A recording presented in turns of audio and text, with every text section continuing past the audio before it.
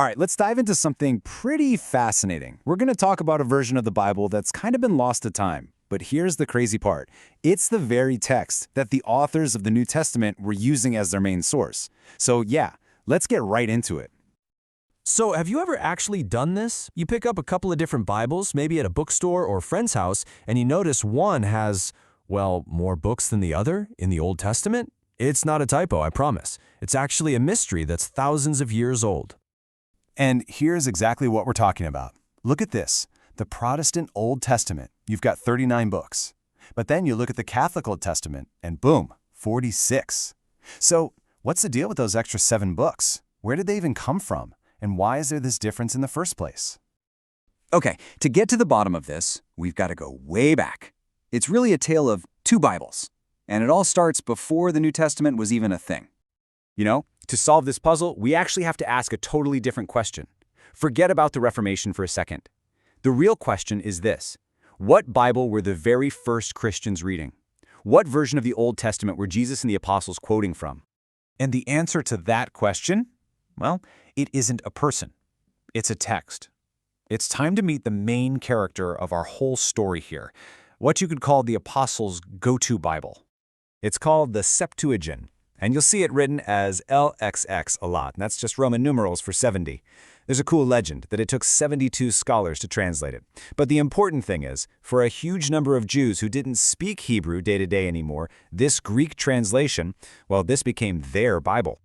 So how did this even happen? You got to picture the timeline. First, after the Babylonian exile, a lot of Jewish people just weren't speaking Hebrew anymore in their daily lives. Then along comes Alexander the Great, and suddenly Greek is the language everybody speaks. This created a huge problem, right? How do you pass on your sacred scriptures to a generation that can't read them?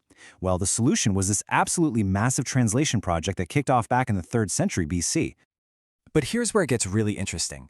This Greek Bible, it didn't just disappear. Oh no, it became something way more important. You could almost call it the hidden source code for the New Testament. Just think about this for a second. The New Testament quotes the Old Testament, around 350 times? Well, get this. More than 300 of those quotes come straight from the Greek Septuagint. It just makes sense, right? The New Testament authors were writing in Greek, thinking in Greek, so of course they're going to quote the Greek version they knew inside and out.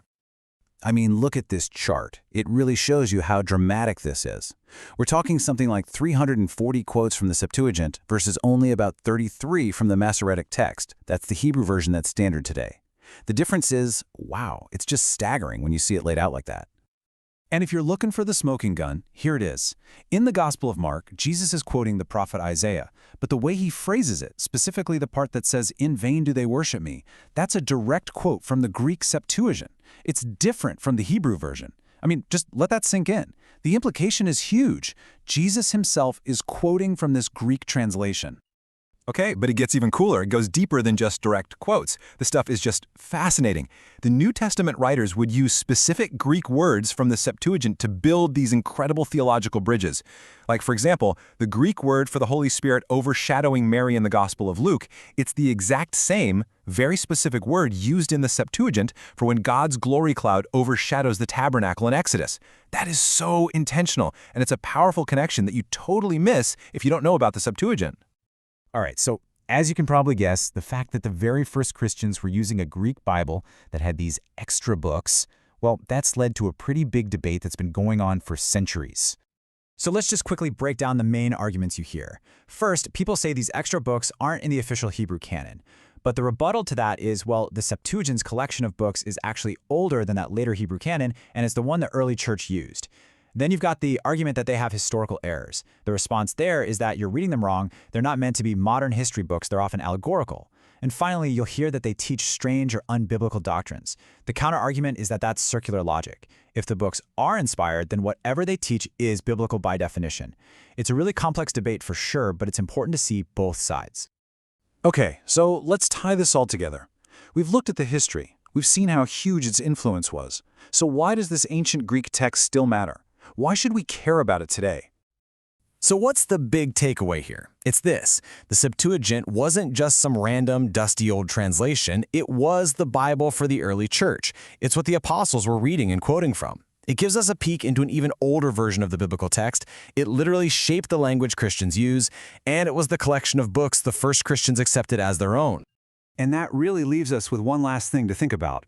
Knowing that the guys who wrote the New Testament were reading and thinking and writing from a Greek translation, one with its own unique flavor and a bigger library of books, how does that change how you read their words today?